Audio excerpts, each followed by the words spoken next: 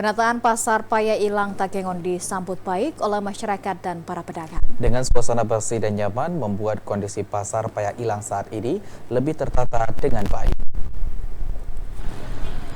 Berdasarkan peraturan Bupati Aceh Tengah tentang penerapan zonasi dagangan bagi para pedagang, pemerintah Kabupaten Aceh Tengah akan memprioritaskan penataan pasar tradisional Paya Ilang Takengon agar lebih tertata dengan baik.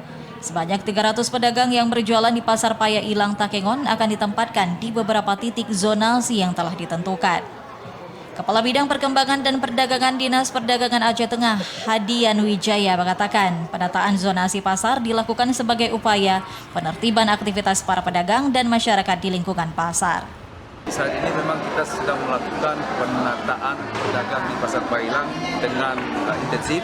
Artinya kita sedang mempersiapkan bagaimana grand design pengembangan Pasar Paya Ilang ke depan, di mana nanti kita akan menciptakan Pasar Paya Ilang itu yang nyaman, bersih, rapi, dan pengunjung di sini, artinya pembeli itu nyaman berbelanja di sini. Dan kita siapkan fasilitas lain yang belum ada di sini. Nanti kita buatkan suatu grand design-nya, master perencanaan untuk khusus Pasar Paya Ilang, bagaimana pengembangan pasar yang ke depan.